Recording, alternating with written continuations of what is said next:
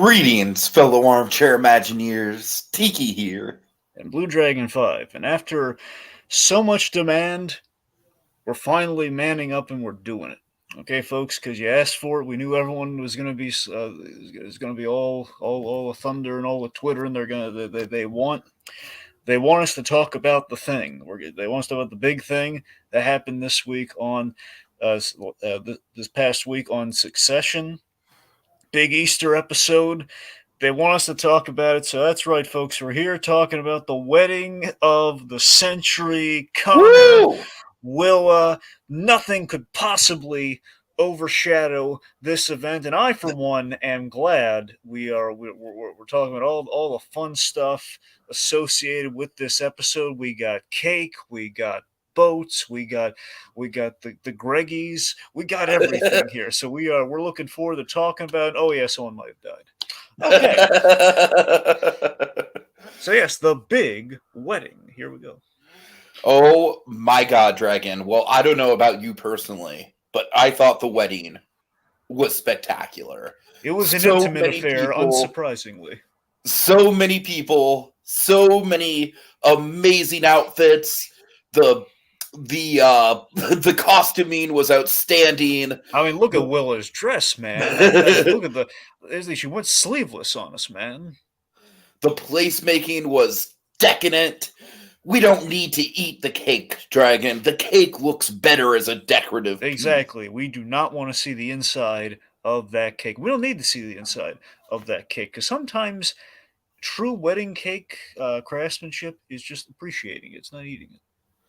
So, I don't know about you, man, but this big event that Succession has been hyping up, the wedding of Connor and Willa, just, it took my breath away, Dragon. It took my breath away. Admittedly, hot take, Tiki, hot take. Oh, God. I think the little flower on Connor's lapel, it's a bit much. It's a little ostentatious. I think you could have kind of like dialed it back a little. Personally, I'm just going to say that. I think we. Well, he's an eccentric man, Dragon. It's a bold choice. I respect it. I respect it. Maybe so. Maybe I'm being a little too harsh. I mean, so let's see. What else in the wedding are we forgetting here? Did someone get a phone call? Did something like that happen? Yeah, I thought I saw the Roy children like kind of looking, wandering around the yacht, looking a little distraught. They're always looking a little. What that was about. They're always looking a little down, distracted. I mean, that's just kind of their mode, It's like, so let's talk about the champagne selection, Dragon, because my God, I mean, they broke out the good stuff. They broke out some rarities. Connor just can't help himself. Connor's all about, I gotta impress him with the champagne, and then it's like, he's desperately just trying to make sure Willa won't leave him. That's ultimately what he's trying to do here. But let's face it, okay,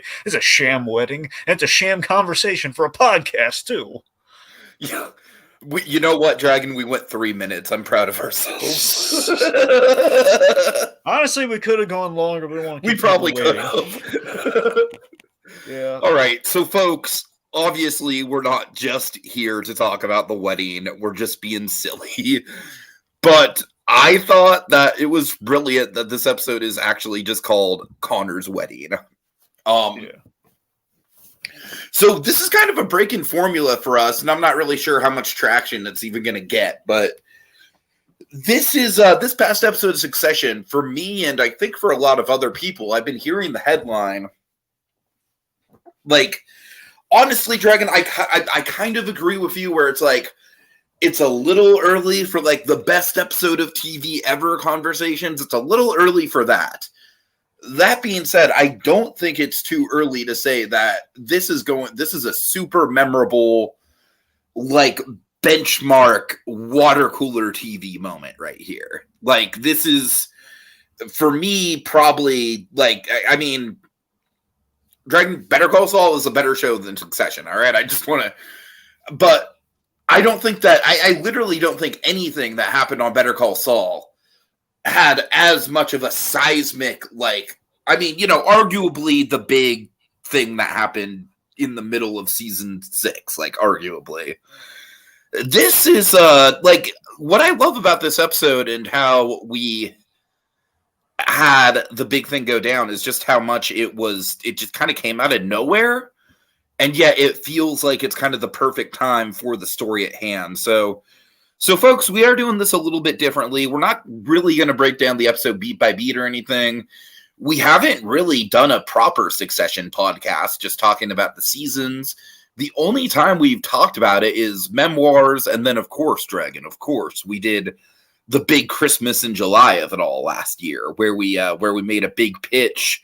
Of course, Dragon, would you like to tell them my favorite moment that I came up with?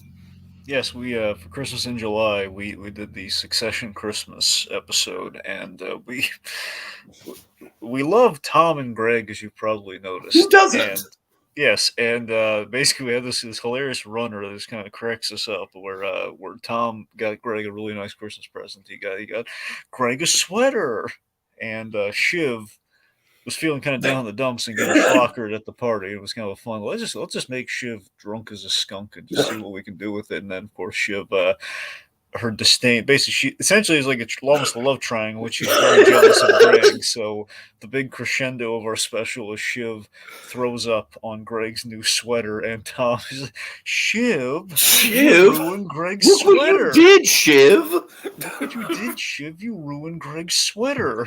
Oh my god. So we've been, it's always kind of a go-to. You know what's so funny about that, Dragon, is given Greg's trajectory this season, like, we painted him as such a puppy dog in that episode pitch, and man, he is not a puppy dog in this season. No, not really. No, he's not a puppy dog, not exactly, but he's not a big dog either. So he's. All right, so Dragon, do you want to because obviously we've gone Logan Roy is dead, folks. Spoiler alert: Logan Roy is dead.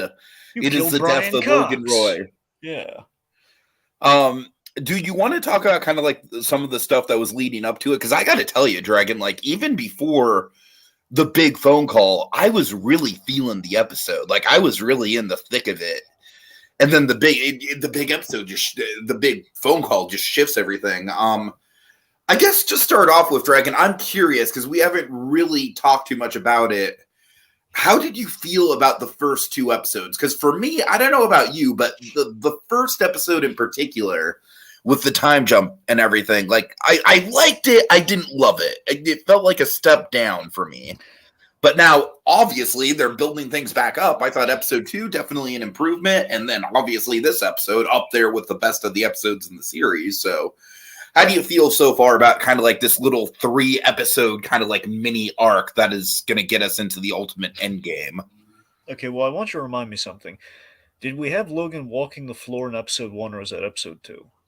That was episode 2. Okay, that's what I thought. Yeah, so episode 1, I mean, it does feel kind of apparent to me that, okay, they wanted to basically kind of fast pedal, rebuilding things, and that's kind of the thing with the time jump, is that you don't want, the main reason you do a time jump is not so much purely status quo, but it's more so just you don't want to waste a lot of time in episodes and then this happened right after last episode, because I don't think Succession's, I'm trying to remember if every episode of Succession may have a time jump in it. I'm not sure.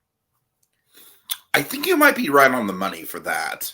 That's the thing. I think, but then again, I know season 2 going into season 3 pretty much picks up exactly where it leaves off with Kendall's big press conference. Well, that's fair. I just mean in general, it's almost like The Office, for example. The Office is a week-to-week sort of thing, so it's never the day after, but usually either weeks or a week to that's there's a minimal jump in time. So in this case, because they're not living at the office, that's the thing. So in this case, Succession, it's okay, so corporate things happen, so we're not directly following these. It's a huge, big status quo shifting event were to occur. So in this case, yeah, I mean, it feels like that because there'd be a lot of ground to cover capital-wise, and also the actors, we don't want to have. I guess in this case, we don't want Jeremy Strong to have the same hairstyle he had, kind of the Zen look that he had at the end of last season going into this season. Mm-hmm. I don't know, it just kind of helps to see. Okay, so the siblings are in a good place, kind of starting things off, and they're building their own companies. Basically, it's kind of the answer to Succession we've kind of had from the beginning, where it's the rich get richer, even when you think, oh god, they're out of money and stuff. No, they're not out of money. They still got savings and stuff. They're building companies. They're whining and dining people. So it's the rich doing their thing, and continues to be a theme. And I think we pay it off big time in this episode. It's the idea that we're seeing the 1% under fire in a way we haven't quite seen them before. We've kind of been kind of nudging them to this place. And episode 2 was is the big retroactive episode, which we now look back on 2 and see 2 was monumentally important compared to just like progression on like, Logan Roy trying to bring his kids back into the fold, or at least bring the family back, even if not bring them to the company. Yeah, I was surprised that we had Logan Roy in the same room as all the siblings, like, in episode 2, but like in retrospect after makes this a lot of episode, sense. it's like, yeah. Got to give them one scene with them together. Right. What happens. It's like we have one episode where they're all together and one episode where they're very much not together. Mm-hmm. So, so I guess... Meet the fucking monsters. It's a good line. that and the Santa Claus Hitman. All right, so I guess the way to start things off here. So again, the full sense of security we have at the top of this episode. So it's Connor's wedding, which we'd set up last episode, and the idea that Connor's wedding's probably not. I'm going this episode thinking, okay, Connor's wedding is going to be a disaster. Either Logan there, he's going to snub everyone, or it's going to be just Willa's going to walk out on Connor. Because again, I was totally just picturing Connor to just bridezilla the whole thing and just make an ass out of himself. I mean, it seemed like she was on the fence for the whole ceremony, the pre-wedding jitters thing, or like was she just completely stepping out? So that was the question last episode, which we had a big moment with Connor last episode. We had the big Connor doesn't need love moment, which was huge. Mm-hmm. So that was kind of where I was thinking was going to be the cloud over the ceremony here, and then having Logan Roy there would have going to cause things. And then what we do have is that he's tried to make peace with the kids. He's primed. The last episode, seemingly, he's picked Roman as the successor. That's also kind of huge. He's grooming Roman back to be, because he was already grooming Roman before things went south with the picture he sent to Jerry. Yes. So it seems like he's, after a lot of trial and tribulation, he's back on. Roman's the favorite horse to kind of lead things, to be the successor. He's redeemed himself. He's prepared to redeem himself. To do so, he's got to destroy Jerry. And Roman has a lot of interesting feelings towards Jerry. So this makes for the interesting dilemma that has been put before Roman here. We all love Kieran and Culkin. We love this kid, man. He's great. He dazzles, and he's wonderful in this episode, especially the ways in which we take him when he's put under fire. Mm. So ultimately, Roman's doing this as like a test of loyalty, and I love that Tom has been tasked to check in on Roman to make sure he pulls the trigger. Because again, I think Logan is rooting for Roman to pass the test, and this is if you do this, you can actually follow orders and you can be the guy in charge. Mm. This is big. Yeah, for sure. And it was so for me. First of all, I know it's a little bit superfluous, but I feel like the whole point of the Greglets is just like, it's such a big comic relief moment, right? It almost feels like it almost feels like the ultimate punchline to the running Greg thing with Tom and Greg. I really like to think this in the writer's room. There's like a when in doubt kind of category when they put all the cards on the board. It's like, okay, guys, we need a gag. Go to the Greglets. That's kind of what it felt like. Go to the Greg and Tom file. But I think the reason why that's in there is because it's like, again, like you said, it's a false sense of security, so that when the shit does hit the fan, it's like, laughing about the Greglets feels like a million miles away. Yeah, exactly. That's what I'm saying. It's completely throwing you off the scent. That's the whole right. The whole thing is like, okay, we need a good opener gag for season 4. Okay, Disgusting Brothers, go do it. Yeah, they're in there. What does that even mean? We don't need to know what it means. We just need to have them say it. All right. So like I said, for me, and I've talked about this before, but like I thought the Jerry and Roman scene was captivating. Yeah, it was. That's the thing, because again, I've always, it's so twisted, but I love the idea of Roman and Jerry having this twisted relationship, and the fact that it's like, again, Roman can't have a healthy relationship with anyone because he has damaged goods and he's definitely has familial issues, and Jerry is kind of like this self-deprecation sort of thing that he has. It's like a weird release valve. It's the only way you can get excited. It's creepy, but it works. But that creepiness, man, I mean, just given the circumstances, given the fact that, like, the dick pic in one way or another did probably lead to Logan, like, losing faith in Jerry. Yeah. Well, and so it's like, oh boy, like, I don't know, Dragon. All I could think was sexual harassment lawsuit, baby. I mean, yes and no, Tiki. The reason that didn't occur to me, and maybe you were more right than I was, is that again, it seemed like That's how I felt. That's why I thought Roman was. I mean, obviously, it's also a personal thing. You know, it's not. It's a shitty thing to do to someone he genuinely cares about. But like when he said, like professionally, it's one of the worst days of my life. I think that's what he meant because he basically was like, he was pretty like for me. It was kind of like a signing your own death warrant kind of conversation. Like he knows that this is not going to, that this is going to bounce back. Honestly, I read it differently, Tiki. My read on it was that, and again, mind you, this I could have been wrong here. Is I always read it as we already dealt with that already, and like, well, I forget if when we did this season 2 or 3. I think it was 3. Was it 3? We did the picture. Well, the picture was sent. Yeah, that was 3. That was 3. Yeah, but I'm saying we didn't have the ramification of her getting fired over it yet, though. Well, that's the thing. I don't think she was necessarily being fired over that, Tiki. I think she's being fired because Logan. Yeah, but she implied that. She implied that that's what she thought was happening. That's the thing. Well, obviously with Logan gone, we'll never really fully know, at least until any further ramifications come out with the Jerry stuff. I mean, at the moment, I'm still thinking that's just a matter of like a cutthroat kind of business thing of like, okay, it sounds like Jerry was essentially a fall guy of some sort. Basically, we're cutting away some fall guys and everything. We're getting rid of Jerry. You might be right. I always read it as like we kind of dealt with that already in season 3, and we kind of moved past it. And he was just that was more of a thing just against Roman. Roman was primed to be like the guy, and he lost a lot of respect for him. And so I don't know if Jerry. I think Jerry. Honestly, you know what Jerry might be. Huh.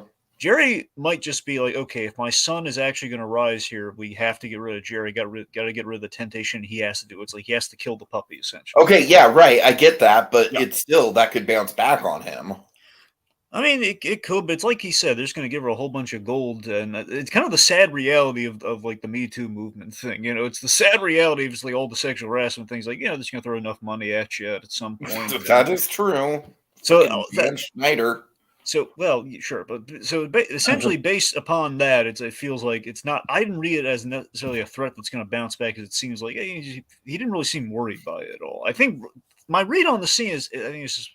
He really does like Jerry. I mean, one likes her just for the comfort level, and also he can be intimate with her. But I think it's the fact that like he personally didn't want to be the guy to bring the hammer down. He knows that he's responsible, at least in some way, for that hammer being brought down. And I think he feels bad, genuinely bad about it, and especially doing it at like a wedding and everything. So I think he feels really crappy about what he's done. Like Jerry was like a real friend to him, and he had to do that to her. So I think that's really what that scene's about. I don't think it's like about like. Okay, I think it's. I'm kind of standing by my guns on the fact that like I do think she was genuinely threatening to him. But I didn't see him really being threatened. But I mean, we'll see, because again, she is going to be around, and for all we know, like I don't know if the paperwork went through on the firing or not. Because I mean, he did say it, he did let her go, but I mean, there was a distraction that day, so technically, he didn't really say that. I don't think it was official at all, because I think he was literally just giving her a heads up about it. Well, still, the heads up is the firing, though, isn't it? I don't think officially. I think officially you have to file the paperwork. Well, then why would he be tasked with saying you're fired if he didn't have like a notary or something? Because Logan literally told him to like, give her the news about it. That's what I'm saying. Essentially, he did that. I'm saying, like, what was he supposed to do? I mean, that's. Again, I don't know about business. I don't know enough about business to answer this adequately. So. Okay. The point being said, it's Roman has done something that's kind of bummed him out. That if she's going to be around, she might bring the daggers out. Like, hey, you guys were going to fire me, and Roman, something like that. Mm-hmm. Yeah. All right, let's see. Okay, so that was kind of our initial. That was kind of our red herring plot line of like, we're gonna fire Jerry, and it's gonna make Roman sad. Then Connor's gonna have a wedding. It's gonna be a disaster because he's hung up on cake. Tiki, let's talk about the cake. Okay, so I am actually like, obviously Connor's being a little bit of a blowhard about it. But I kind of agree with him on the philosophy of like, if it's a really nice looking cake with really cheap looking like actual cake on the inside, yeah, I kind of agree with him. Like, yeah, just, you don't want to just present it. You know what I mean? I don't know. I see the logic.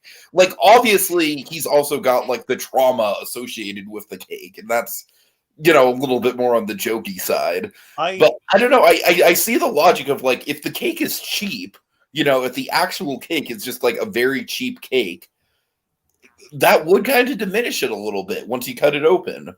okay, couple things about the cake. Oh God. We're gonna spend a lot of time on the cake, by the way. So, okay, I'm We half still kidding. haven't officially got into the big event, but that's Well, fine. it's not like he's going anywhere. He'll be fine. We got to talk about the cake before it spoils.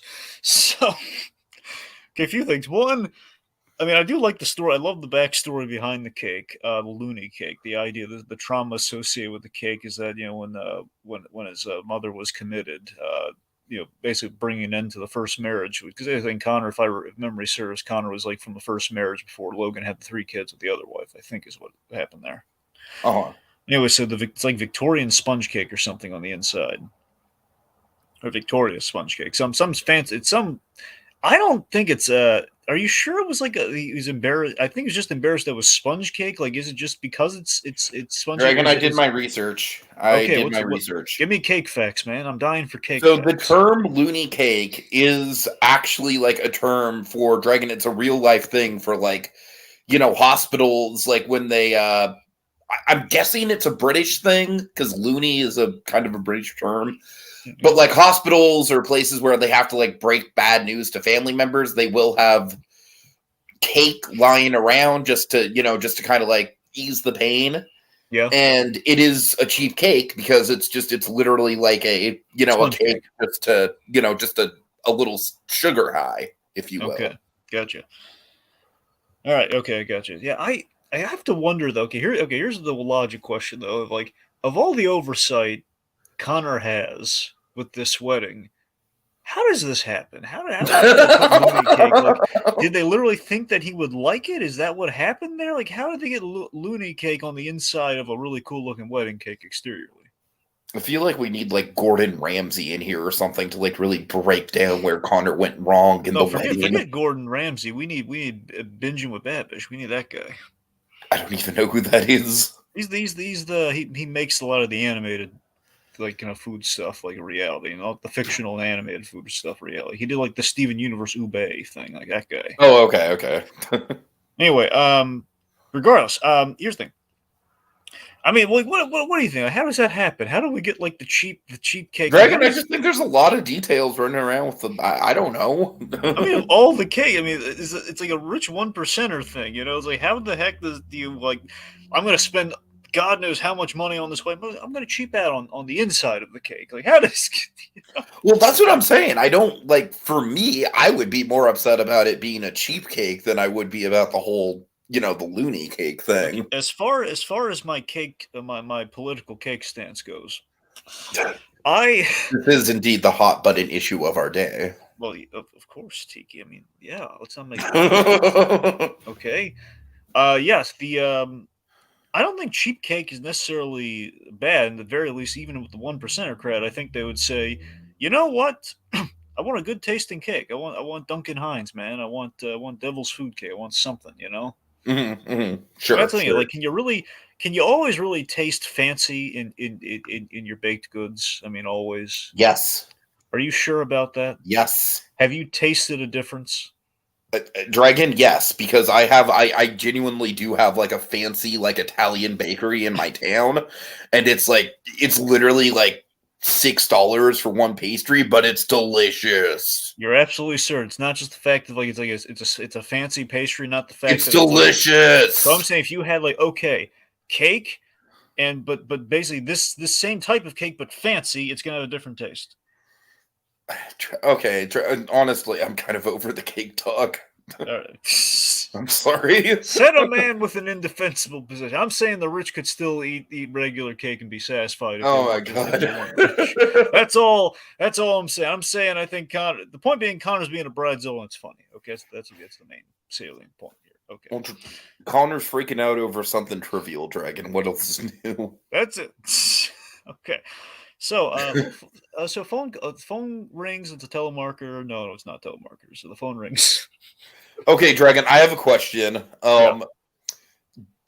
And a lot of people thought this, so I wouldn't be surprised if you did as well. Did you think at first that this was some sort of ploy? Initially, I thought it was absolutely on the table.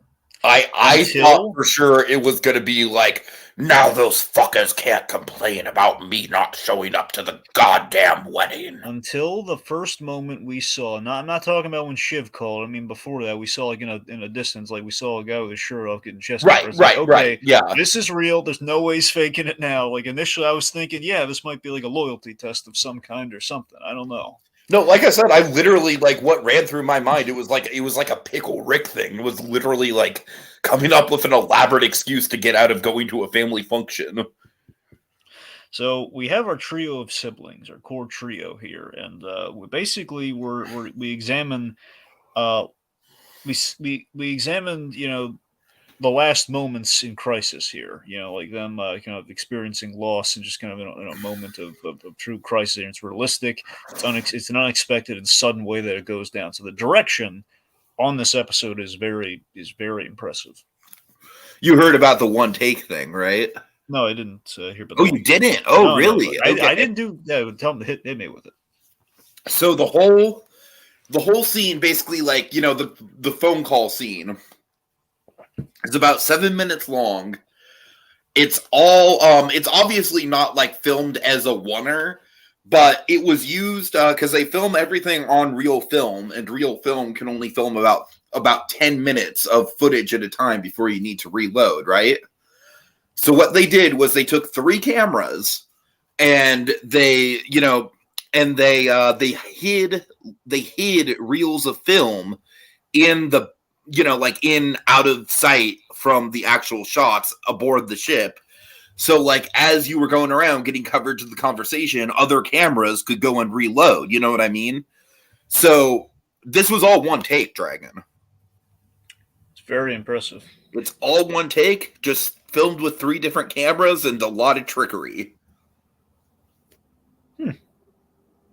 Yeah, that's really impressive. I got to give them that. That's because the other thing, the best thing of the performance is it feels very natural. I mean, the big operative word of this whole episode is like one direction thing. It's repetition. Like you have like the natural, like awkward repetition, and I think the whole point of this episode is it's the 1%ers in crisis, and because of their upbringing and because of the way they live, they are completely unprepared to deal with this. Like grief hits us all in very unusual, very random ways at times. And seeing these guys who are completely unprepared for it, despite the whole show being called Succession, this is a big moment in that series.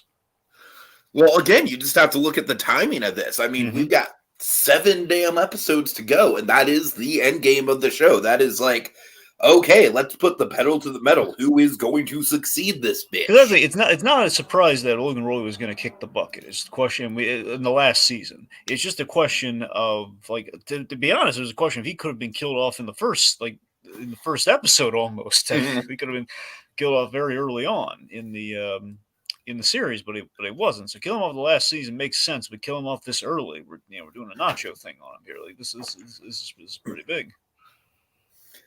Yeah, it just throws out like it's subverting expectations, if you will. Yeah, so I love taking the power away from the 1% here, in that we see kind of like there's a sad, pathetic, and kind of pitiable kind of atmosphere amongst them, and how they're reacting and responding to the crisis of the situation. Like I love that it just kind of hits Roman and Ken out of left field, like Shiv. And the rewatch, I love that Shiv ignores Tom's call, and now we know what Tom's call is about. Yeah, I caught that. Like it's a question of if she was talking to a dead body or not in the episode when she called, and I'm pretty sure she was at that point. That's possible, but a part of me likes to think that we saw Logan Roy's face when we did not see him with the other 2, perhaps because that was his last moment of life. That's my theory.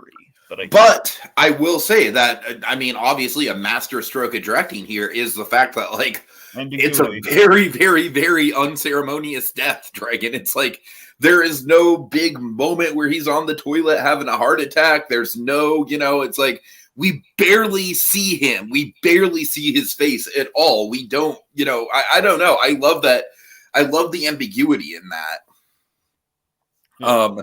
It's unlike any other TV show death scene that I can think of. It's really done in an unconventional way, and a very, very realistic way too. Because like I don't know. For me, what was so powerful about it was just like how, again, like I was kind of saying with the Greyglets, it's like everything, like all the bullshit, all the pettiness, all the squabbling, all the, the literally $10 billion deal that they made 2 episodes ago, all of that just wipes away in an instant. And it's so realistic. I actually think this episode is probably going to do some good for, like, estranged families and stuff like that, because it's like, I couldn't imagine, if you're having like a petty feud with your father over politics or something, I couldn't imagine watching this episode and just walking away like, meh, I'm still not going to give my dad a call. You know what I mean? When you could see yourself doing that? No, I'm saying I couldn't. Okay, gotcha. I was thinking, wow, that's no, I'm saying that would be abnormal if that situation were to go down. Yeah.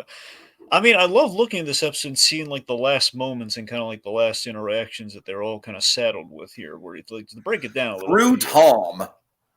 Through Tom, yes. This whole thing is happening through goddamn Tom, of all people. And again, just the repetition throughout the whole episode feels very one-take-ish because of this, like you said, with what they did. It's Tom is saying they're just doing chest compressions. Like, he's not a doctor, has no idea, and like legally they're supposed to do it all the way until the landing. So it's just this question of like, is there a chance? Could he come back? They're using the defibrillator. I mean, we don't know. And again, like, is it a ploy? But then we're seeing the body. So let's see. So Roman, I love Roman very much in denial mode.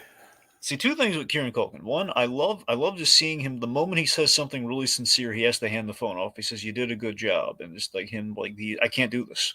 His hands on the phone. Also, he's feeling really guilty because he sent them that message. Yeah. He's afraid he caused it. Ambiguous that is. I kind of hope we keep the ambiguity of that. Yep. Kendall, he says he loves his father, but he can't forgive him. And I love that we kind of have that hard line established there. So I love that he said that to him on the phone. If he could hear those, that's like the one thing you want to know is like, but he's struggling to find the words. He's kind of speaking from the heart. They're all speaking from the heart. And again, these are people who are kind of closed off to the heart. So it's not, it's not easy for him. Then we find Shiv. I love like all the time we took away from Shiv. Oh, that whole goddamn time, Dragon. I was screaming at the camera, somebody go get Shiv for fuck's sake. Then I'm thinking, oh God, they're not going to get Connor at all. They're really not. Poor Connor. I mean, last episode we have this runner throughout the season. Like, who's going to tell Connor the bad news? So then just seeing Shiv. So Shiv takes it. Shiv out of all of them is wearing her heart on the sleeve the most here. It's kind of a daddy's girl sort of thing. Oh yeah, absolutely. She really loves her father. She gets it with just like the genuine like waterworks and grief and shock. Yeah. And I feel like Roman is definitely obviously like the in denial one. And then Kendall is like the family member who like kind of has to put on the brave face and take charge. One of my favorite moments in the whole episode is when Kendall is trying to talk to the pilot, just because it's so relatable, just because it's like, in those kind of moments, you're just right through like all the options, like what could I possibly do to give myself some sort of leverage in this, you know what I mean? Well, and at the moment of Frank, like, kind of like pounding on the door, like, he's flying the plane, son. Like, it hits so hard. I love that he calls him son in that moment. It's really, I've really loved Frank and Kendall's dynamic with each other over the show. I think it's one of the more kind of unsung things. It's kind of in the background. Yeah. Also, by the way, just shout him out. I keep telling you about this. Carl, the actor who plays Carl, I'm blanking on his name. That is really good in the show, like a 2-season show that Michael Rosenbaum did called Impastor. He has a really fun role in that. Nice. Anyway, so I always love when he shows up on Succession. He and Frank and Carl, like they're like Statler and Waldorf, they're a package deal. They totally are, yeah. They're the sassy old men that are in like the collective of Logan. Anyway, but no, seriously, honestly, so that moment with Kendall where he's always hasn't talked to the pilot, I love that. It's such a that to me was like you feel the grief, but by the same token, again, that's like the 1% of things. Yeah, totally, absolutely. It's Kendall desperate for honestly. what Kendall represents in that moment. So Shiv is utter sadness in that moment. Roman's denial. Kendall is essentially his father's ego. It's desperation and the business ego of like, we're rich. We can make things happen. Talk to the pilot. He's flying the plane. There's nothing he can do, even if what's he going to say? Yes, he's not well. Like get there faster, god damn it! Think about this. It's like an acting exercise, like on Barry or something, where it's the idea that we're going to repeat the same line over and over again. We're going to give a different context. Sure. Yeah. Oh, I love this, by the way. I love that.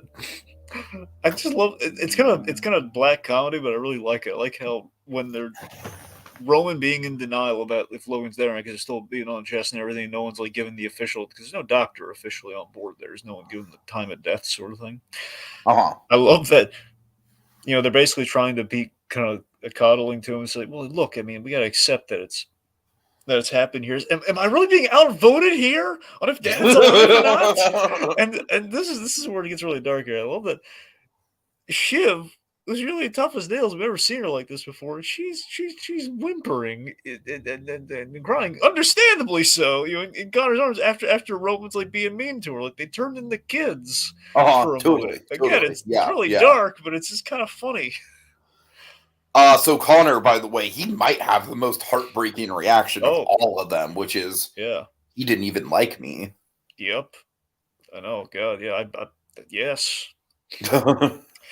Yeah, and of course they tell him Dad died on the wedding day, and he didn't get to say goodbye, and this confirms his fears and his inadequacies, and it's after the revelation last episode that he doesn't need love because he always felt on the outside and everything. This just kind of confirms it. It's rubbing salt in the wound. Yeah, and it's a relatable thing of like knowing he was a disappointment, or like the whole he was always kind of not the black sheep of the family, but he was kind of like the he was never taken seriously in the family. You are a serious person. Yeah. So also the abandonment issues between his father and his mother too. So there's a lot of Connor's got a lot going on there. Yeah. I will say though, I read the Willa conversation more positively than you do, Dragon. Like, yes, I don't know. I actually think it's a positive that they're upfront about it and that she did go through with the wedding still. And I do believe, I don't know if she actually loves him. I don't think she does, but I do believe that she cares about him. Yeah, I mean, on the rewatch, I did soften a little bit on it, but, yeah. And like I said, I do genuinely, like to loop back around to the actual wedding of it all. I actually think that Connor having the wedding, I think that was like a small win for him, Dragon. Like the way I read it, that was like him, finally stepping out from the Roy shadow and like not letting Logan just step all over his big day once again, even in death. You know what I mean? Yeah. Like, honestly, for me, that could have, like, we know we're going to see more of Connor because there's more stuff to do with the election and stuff. But that, to me, could have been the end of his whole arc. Yeah. So, I guess let's have a Greg and Tom's call, their little phone call to each other during all this. Oh, man. Like I said, man, Greg is just such a creepy little snake this whole season. It's a stark contrast from season 1, Greg. And yet he's still kind of got that same like cadence. I love Kendall's line, like, "Get your snout out of our trout, piggy," or something like that. It does go with the Greg thing. It does. Well, can you imagine? I just love how everyone at that point is just like, this guy is just like, what the fuck is this guy even doing? See, Ted Lasso did this little Christmas thing, like a little Rankin Bass kind of Christmas special. Like 5 minutes. Did they really? That sounds adorable. Yeah, that's the thing, because they had a really awesome Christmas episode in the second season. So what they did is like a marketing thing, a little 5-minute show where Ted Lasso loses his mustache and they have to find it. Oh my god! It's so adorable. It's wonderful too. Is that on YouTube? Yeah, it's on YouTube. Yeah, a little mustache short. Could we possibly do it for Christmas in July? I mean, I wouldn't be opposed to, but I think I'd be down for that. I mean, I'm afraid you're going to be a little lost on it, but we can do it. The man's got a great mustache, and he has to find it. That sounds pretty straightforward to me. Okay. Anyway, let's see. All right. Anyway. It kind of makes me wonder. Can you imagine like doing like a Winnie the Pooh version of Succession? Oh my god. Well, I mean, why do you bring that up? Because all of the siblings were representing like different stages of grief. I was thinking more so just the whole Greglet thing, just like Greg being Piglet. Oh, okay. Oh god. Like Greg being Piglet, perhaps Tom being Tigger or something. I don't know. Again, look, I'm not saying like a serious thing we should do. Just imagine like it'd be kind of like a silly thing if they're all like kind of like a cutesy version of like in some like a supplemental thing. I don't know. Anyway, okay, seriously. So I love he just drops this bomb on Greg, which of all the bombs that he's dropped on Greg before, is like, oh yeah, Logan's dead. What? And of course, like bottom, and we do reference some Christmas stuff here. Bottom of the stocking, Greg. The old man hated you.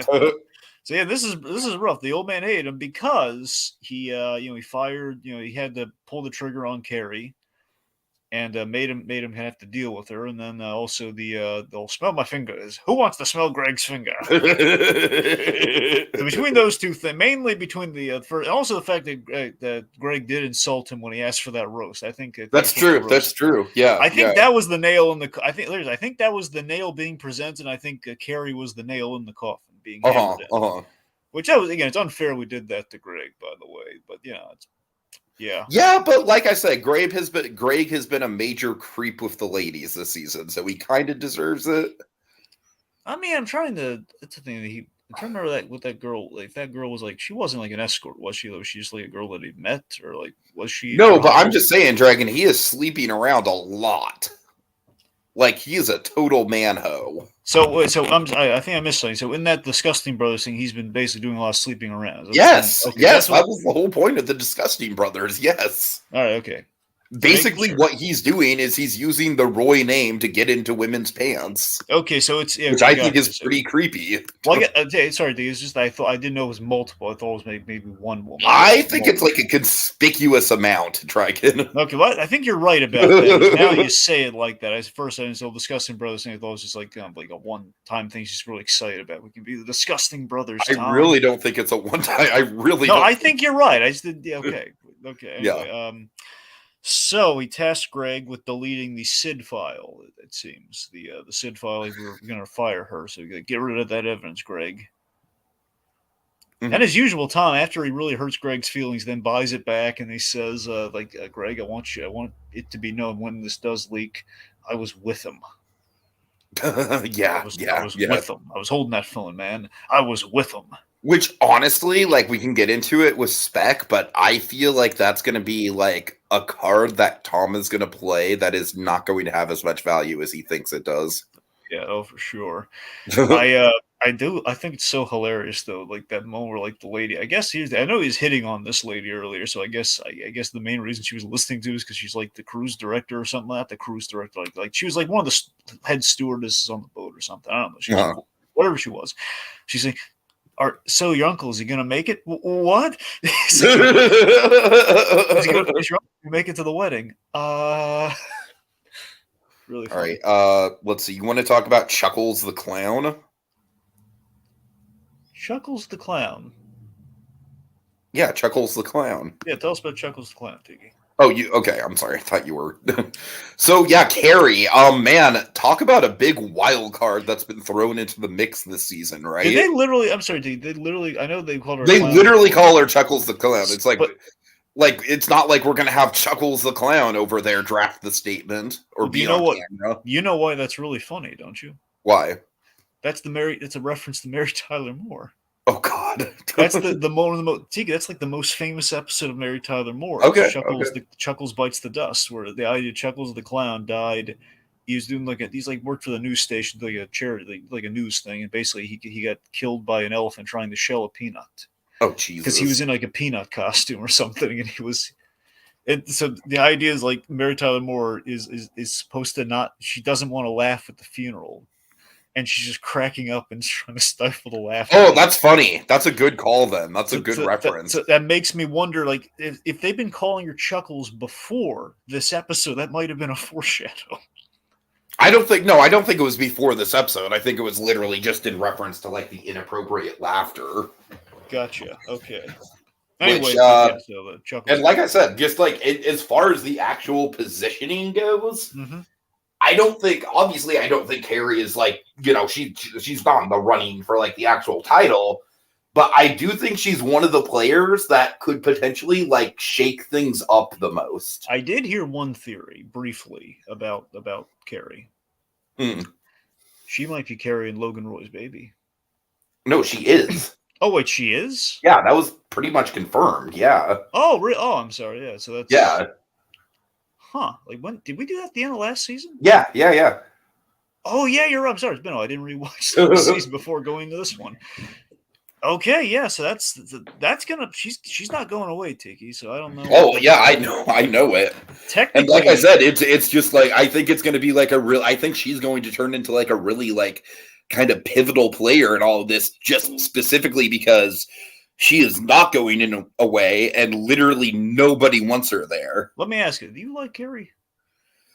I mean, I don't dislike her as a character, but like I said, like my main point of interest with her is kind of in this crazy wild card position she finds herself in. Yeah, I mean, Tiki. Okay, I guess you just want to fire into the whole speculation about the whole like what. Sure. So okay, I guess starting with Carrie. So, if Logan was dumb enough to give her power in like a legal sense, I don't think it would be. I don't think that's on the table at all. Let me ask you this: did Logan? So you have to remind me this. So Logan knew that she was pregnant as well, right? So yes. Okay, so that's the thing. So there is a question there where even in some legal sense, even if he didn't officially give her like power and stuff, the power that she would hold de facto is that if he did truly, because we never settled on if he did put the kids back in the will or anything.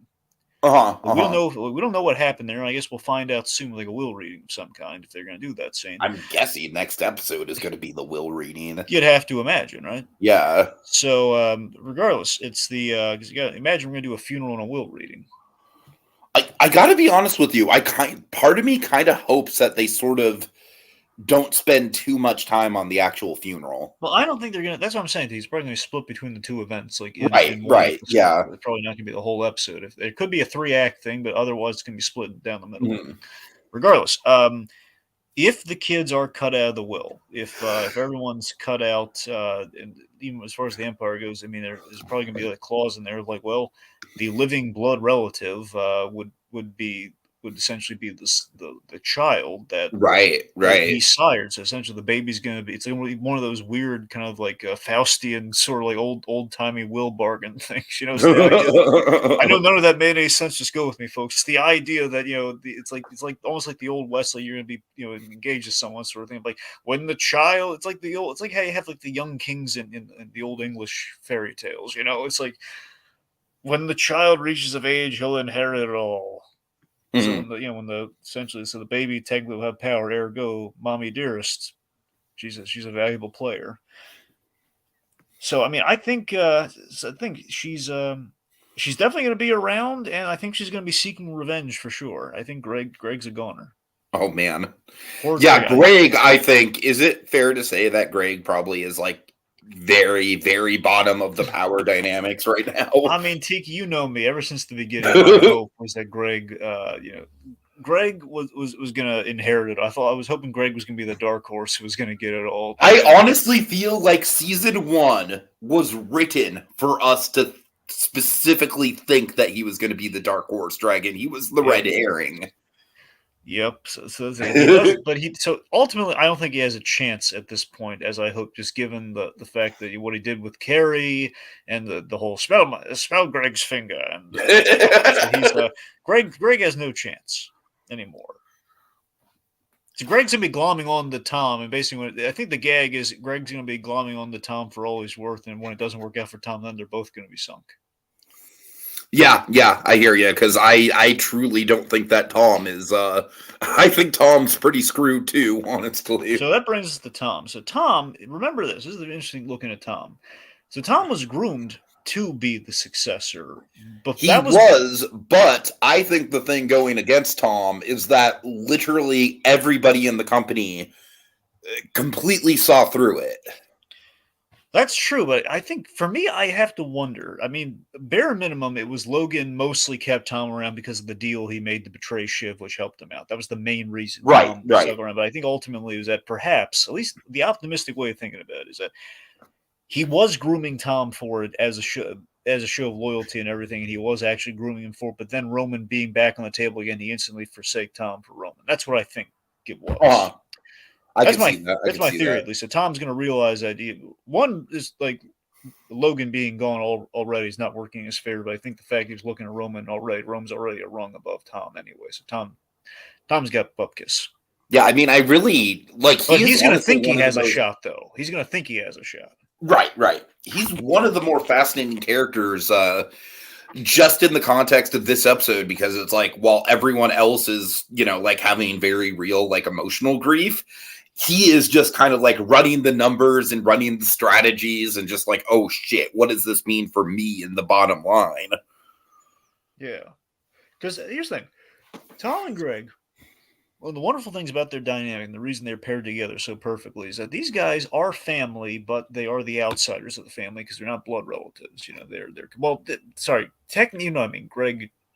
Yes, Greg's a blood relative, but he's not one of Logan's kids. Right, right, right. So it's the fact that they're both in the family, by marriage or by nephewdom. But it's the fact that he's not. Again, it's not a blood relative. He's not in the circle. Uh-huh. Right. So, Shiv. I don't know. I don't think it's going to be very likely for her either, just because like lack of experience. I don't think she has a lot of respect. Here's a question: do you think Shiv's going to fall apart because she looked really distraught after what happened? Bear in mind, just happened. I think it's possible. I definitely think it's possible. I'm curious to see where the dynamic with her and Tom goes from here, That's the because she thing. left the airport with Tom. I think it might be a tragic thing with Tom, and that she's going to reconcile with Tom, but because she has nothing else in her life right now. Right, right, yeah.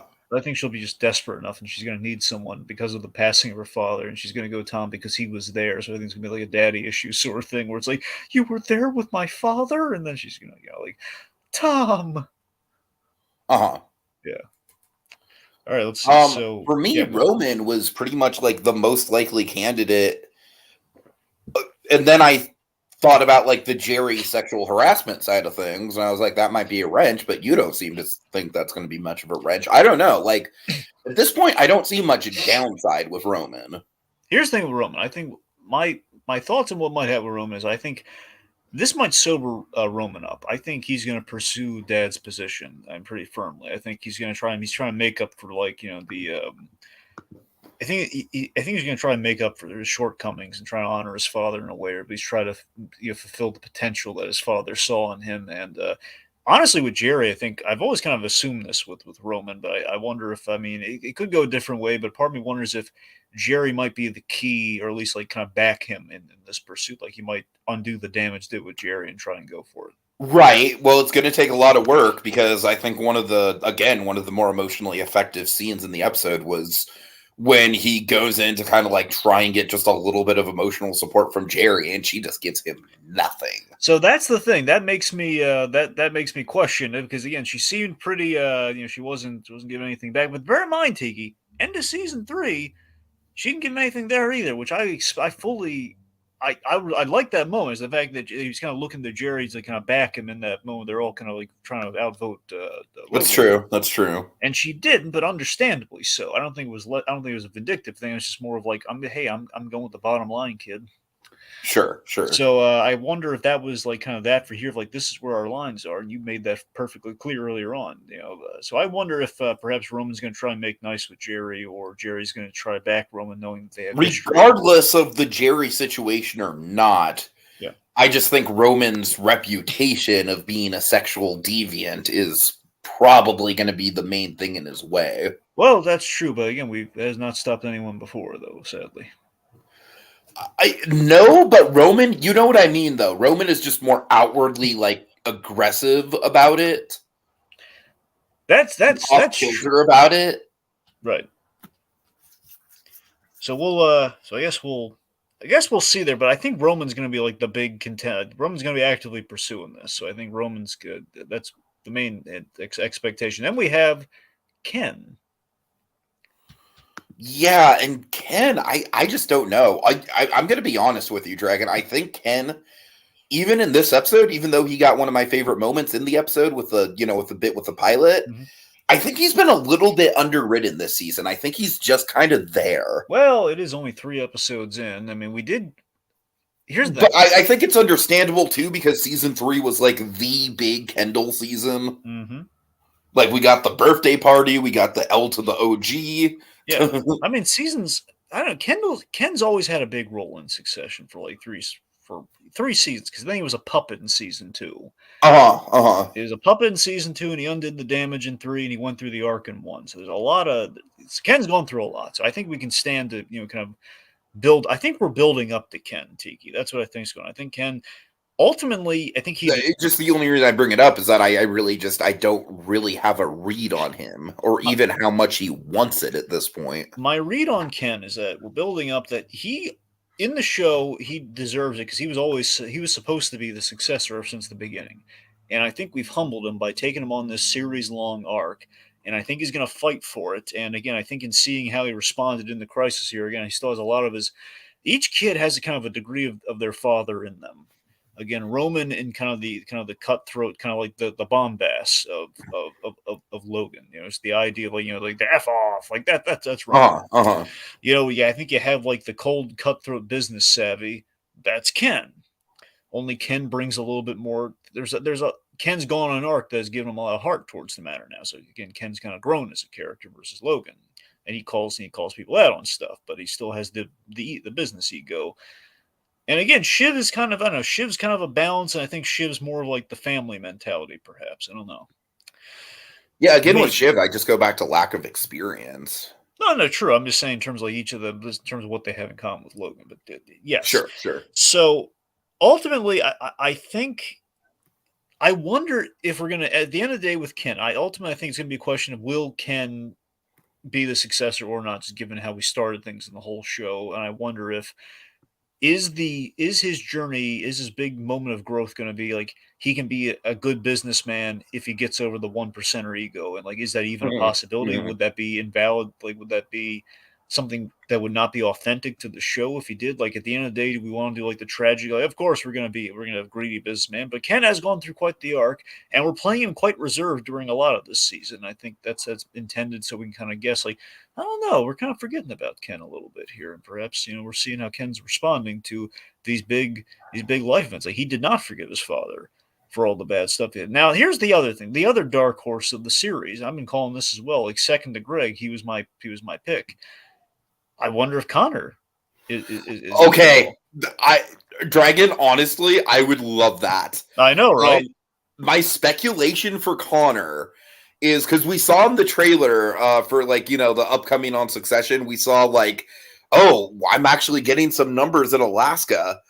My speculation for Connor is like, obviously he is not going to win the presidency. But he's going to run despite Logan warning him, don't run. He's going to run, and he's going to do better than anyone probably expected him to. Okay, that's interesting. So that's like, with that success comes, I honestly feel like it's possible that it's a situation where like everyone else just kind of like kills each other, and Connor's the last one standing just because he kind of stayed out of it. Yeah, I mean, it is a question of like, we saw Connor kind of hang his own shingle here in terms of like, I'm going to get married despite my father's shadow moving over this. So it's a question of like, screw my father saying I don't have what it takes to be president. I'm going to give it a shot. So that could be his direction. I mean, I'd be impressed if like we just like, if he inherited like, essentially, what if like Logan looks to show as like a show like my father never cared. He did. I disappointed me. He didn't really back me. He's like, ultimately, what if Logan's like big things? Like, you know what? Connor's the only one that never really gave me any trouble aside from just like the occasional, like, he's going to run for president shenanigans. Right. I'm going to leave it to him, and then they're going to be challenging Connor, because they've been really cordial with Connor. So that'd be kind of like the big. I have loved Connor's increased screen time this season. I mean, have. We should also mention this because he did a really good job in this. We all love Alan Ruck, man. We all love Cameron. We love Cameron. And so weird now he actually could play James Cameron, which is my God. Has he popped up in anything else? Well, yeah, he's been in other things. I'm trying to remember the God. There's another role that he had, but he's popped up not a lot, but he's popped up Uh-huh. like bit parts, like not like nothing huge. Uh-huh. Uh-huh. But honestly, though, seriously, looking at Alan Ruck, don't you think he'd make a good James Cameron? I mean, Oh even yeah, like absolutely, take absolutely. away if you took away That goatee. yeah, Are you kidding me? like does James Cameron right now have a goatee or no? I'm pretty sure. I mean, I don't know like right now at this very moment, but I'm pretty sure like when he was doing like the Avatar 2 press circles, he had a Because goatee. sometimes Cameron has like the goatee, sometimes he's shaven, like when it is the history of like the book of sci-fi thing. Uh-huh. Uh-huh. Anyway, but his point being seriously, you look. I meant to. I swear to God, I meant to bring this up to you when we were talking like biopic casting. So Oh my god. I did legitimately after watching Succession, I did think, why does this guy look familiar to me? What does he remind me of? And then I looked. Oh my God, Alan Ruck with gray hair looks so much like James Cameron. He sounds like him too. We could do it. He does, yeah. You could absolutely do in that Spielberg movie, man. If we put him in there. Oh man. All right. Any other like weird like what about Jerry? Well, I mean that's the thing with Jerry. Jerry's either going to help Roman or try bringing him down or try and getting in the way. At the very least, Jerry's You going to don't be. think she's got a shot at like actually taking it? I mean, honestly, no, but I think she'll be an assistant. She'll be an assistant or a detriment to someone. Like she'll either back Carrie just to screw everyone over, or she'll back Roman, or she'll like get in the way of Roman, or something. She's gonna do something. She's not. It's a big question if the firing took or not. That's the real question. Firing took, then there's gonna be some vengeance, I'd imagine, or a comeback. If the firing did not take, I think she's gonna try and back someone. I think someone's going to be smart enough to say, "Hey, we're going to need Jerry's help somewhere." I can see that. So I think she'll be a power player in that regard. What about Mattson? I'm sorry, Mattson. Okay, Mattson was the rich guy who bought the company, right? Yes. Well, I mean, technically he owns the place. Like, where do you think we're going with that whole thing, the whole selling of the company? Well, I know that in the original trailers we saw Roman interacting with him, so like he's definitely still going to be in the picture. Yeah. Yeah, I mean, more so a question of like with this whole. I'm a little. Here's the thing that's bothering me about season 4. I wish we more clearly defined. I mean, we've been kind of hinting at it, but clearly define what's going on with this whole so he sold the company. Can you explain this? Like, so what's the deal with the company right now? So Where Star was sold to this guy officially, or they're like, because now we're no, he's not officially sealed the deal yet. It's kind of like the Elon Musk Twitter thing. That's kind of what it reminds me of. Right, because I know this whole $10 billion deal that they're doing. So that's the thing with the $10 billion. Like, is that's getting in the way of this? Yes. Okay. Don't ask me how, though. I honestly, I do agree that is like my one. Like, I really didn't care that much for the whole, like ongoing negotiation. Like, to me, that was very much like, okay, this is like obviously high stakes, but I don't quite follow what's actually going on here. See, the problem is a lot of middlemen and last minute conversations. Like, Stewie's here now. What does Stewie want? Now, then we're bringing in the lady from Your Honor. Why is she here? Right. Bringing in Jimmy Baxter's wife from Your Honor. Why is she here? God. And why does she have blonde hair? Wouldn't it be great if Carl and Frank just Statler and Waldorf their way all the way to the end? I gotta be honest. Would you just mean be around and actually win in the end? No, actually win in the end. I mean, I'd be tickled pink about it. I don't know if it'd be a good story. I don't know if it'd be a good story call. Like, if you think about it, Frank was fired in the first episode, so it would be good bookends. I mean, I'd enjoy it. I don't know if it's the right story call, but I'd enjoy What it. if here's what I could actually see, okay? Like, seriously, with those two. I could actually see Carl taking, or Frank specifically, taking over, like, as the official, like, basically getting Logan's position, and him kind of, like, Kendall sort of being like, okay, like, once Frank's gone, then it'll be Kendall's turn. Just because Kendall and Frank have always had that kind of like, like you said, it's like a kind of like a father-son sort of, like, I feel like Frank's kind of been like a more gentle father figure to Kendall than Logan has. Yeah. I don't know. All right. I think that's about it. I mean, I think so, unless you want to talk more about the cake. I think I'm good on the cake. Thanks. Okay. All right. All right, folks. Well, we know this was a little bit unconventional. I'm not really surprised we didn't get many, we didn't get any comments. It was a little bit of a swing for us to do in the first place, but we figured it's a big pop culture moment. So we needed to cover it. We needed to get it off the presses. It was the wedding of the century. Not every day you kill Brian Cox. Indeed. All right. Have a good night, folks. R to the IP.